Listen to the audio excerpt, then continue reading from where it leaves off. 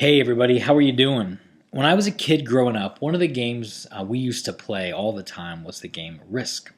If you're not familiar with the game Risk, Risk involves tactical planning and strategy and this execution of a plan.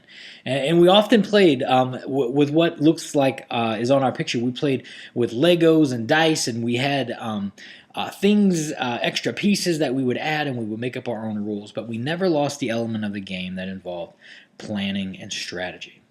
And the person oftentimes who had the best plan and who executed their strategy the best was oftentimes the winner of the game. And sometimes these games would last for hours, hours and hours.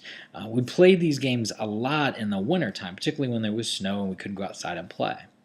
So today I want to kind of turn the corner with you and use the idea of strategy and organizing a plan of action as it relates to instructional design. Now, to be really clear, there's no assignment associated with organizing strategy. There's nothing that you're going to need to do. But rather, this idea of developing a plan and getting your strategy together is going to permeate everything that you do moving forward. At some point, we're going to begin the process of developing instruction and really putting our product together. And at that point, you're going to want to have a strategy. You're going to want to have a plan that you can execute. So let's talk about strategy and planning as it relates to our instructional design. So to kind of illustrate that point, I'd like for you to think for a moment about the very best instructional event that you've ever been a part of. Now think for a second. What was it? Where did it happen? Who was it with? What were you doing? What were the things that you received? Was it a packet of information? Was it advanced readings? Was it a slide deck of some kind? Where were you? What was the room like? How did the instructor greet you? Think for a minute, what was the best that you've ever been a part of? And then the second, what was the worst? What's been the worst instructional event that you've ever attended, that you've ever been a part of? And again, think about the same questions you asked yourself with the best. Where were you at? Who was it with? What did you get? And now compare and contrast those thoughts for a minute, and we might get to a place where we can answer the question of why. Well, why was something the best, or why was something the worst? What was it about those two events that made them stick out in your mind over and above all of the others that you've ever had? For me, oftentimes, it's a coherent storyline. It's bringing me into the instruction. It's hands-on experience. It's getting information that is helpful, not just a deck of slides that I can take notes on, right? But something that's going to engage me as the learner. But for you, it may be very different. For you, it may be something outside, or something with colleagues, or something that's very relevant to your work, something that's really kind of moved you in some way. But as you think about the best and the worst, think about the strategy and the planning that goes along with that. We could develop, if we were in a classroom together, we could develop a list of these things on the whiteboard, and we could begin to chart them and develop themes about things that engage learners and that don't engage learners. And we could develop a lot of stories, right? And we could talk about worst case scenarios. And then we would laugh and we would giggle about those things because everybody has a worst story that they can tell. And they probably can tell that faster than they can tell their best. But I want you not to just have the story, but understand the story and know why. If we move this idea forward, we have to think about instruction as an event, right? And actually how it actually happens. So we design our strategy and we execute our plan from the perspective of how that event actually happens. So one of the things that we need to do is to determine the activities within any given lesson. Those things are often discrete events that work best in a specific order, right? And so there's a logic that flows, right? There's this kind of things that we need people to know now versus later, and be able to recall that information. Oftentimes, at its most basic, it looks a little bit like the following. just an introduction. Hey everybody, how are you? Welcome to this instruction on customer service today, right? And then we give the body of that content. Then we have some kind of conclusion or some kind of a wrap up, and then we evaluate or we assess that learning that happened. At its most basic, it has these 4 parts.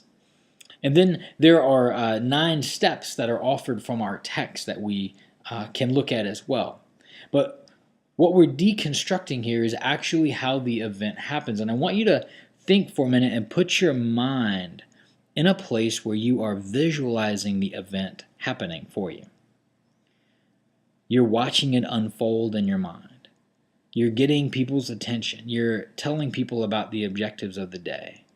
You're giving them and stimulating some recall, presenting some stimulus, giving some guidance, eliciting feedback, assessing performance, and enhancing retention. Think about how your event will unfold from the very moment you get up in front of the room and you say, hey, welcome to my instruction today. What will you do, right? What will you actually do?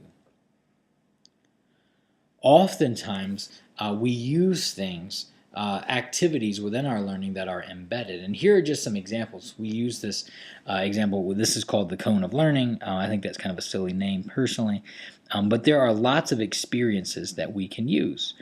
For example, we can do demonstrations. We can do feedback sessions, right? Where we ask people to role play activities. We can go on field trips or exhibits. We can watch movies. We can verbalize things. We can give people direct, very purposeful kinds of experiences. The idea here is that we develop a plan and a strategy that helps our learners retain that information really well.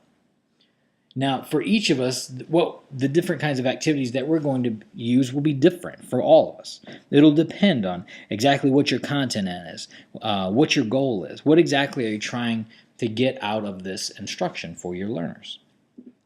And then you may pick some different kinds of experiences. And within this cone of learning, it's on a graduated level, right? On the very bottom are more kind of concrete experiences that we can kind of get our hands around. The iconic experiences ask people to do some kind of application and synthesis. And then the symbolic experiences ask people to extrapolate information from something like a movie or music or something, and give that and translate that back into some kind of learning. Think about if you were to watch a movie on leadership. Say you were going to watch something like Remember the Titans, or you were going to watch the movie Lincoln, for example.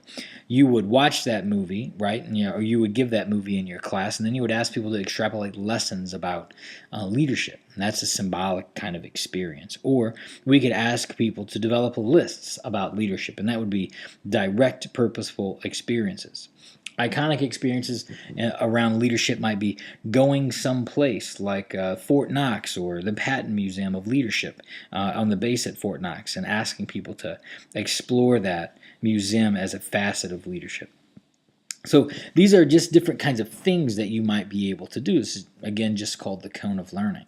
If we move this idea forward, we can package these activities, or what will actually become our strategy, into 4 different kinds of methods of delivery. And you are all very familiar with this. Classroom teaching, we all know what this kind of looks like, where we go face-to-face and we are talking with someone, an instructor, face-to-face in a kind of a brick-and-mortar situation. The second is programmed instruction. Now, this is self-paced instruction, and in some ways, it's kind of what we're doing here. It is very self-paced, except it wouldn't involve any technology. You would get a packet of information in the mail. You would kind of begin to go through it, but it would have nothing to do with technology at all. We wouldn't be doing video casts and podcasts. Let's say that you just got the textbook and your job was to go through that textbook without any instruction from me. The third is distance education. This is very much what we're doing. So we think Blackboard, LMS, e-learning. Distance education is exactly the kind of mode of delivery that this class is taught with. And then the fourth is experiential learning.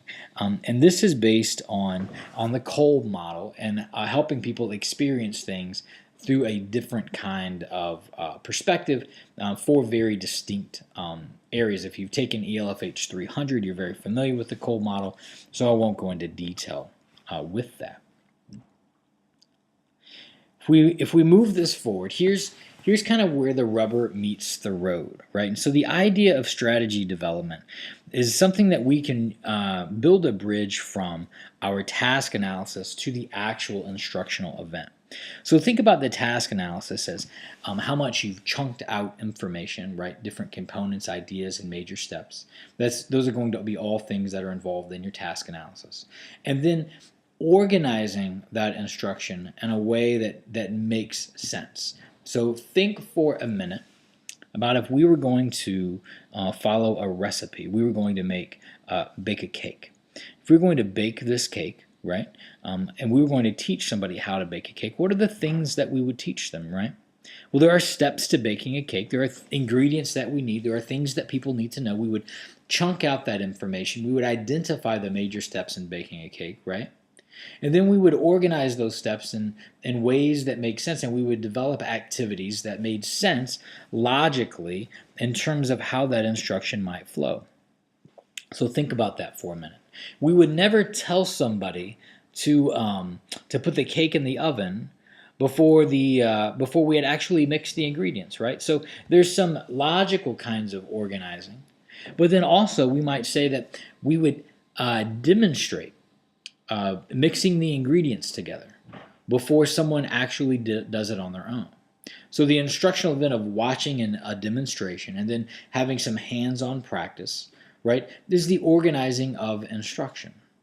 And you want to then think about, well, then how will you deliver that? Will it be classroom? Will it be programmed?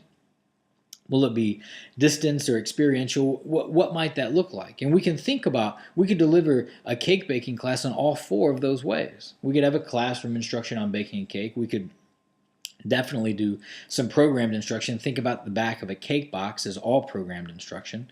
We could have a distance education class where we put some things on YouTube, right? Similar to what we're doing here, and we would give examples and steps to follow for baking a cake. Or we could then also do an experiential class where, again, we demonstrate the actual steps of baking the cake, and then somebody actually bakes that cake. At the end of the day, if we go back to the analogy of risk, you want to have a strategy for how your learning is going to unfold. Exactly what are the activities that you're going to include, and why will you include them? Exactly what are the things that you will do first, and then second, and third, and fourth, and so on. How will you set up your learners to be prepared for your instruction? And think about that for a moment. As you develop your strategy, you are developing your roadmap for exactly how that instruction will be carried out. Again, there's no assignment associated with this, but I want you to just begin to think about what will my instruction look like? What will my event look like when I'm done? How will this operate? And then from there, you can make your first move.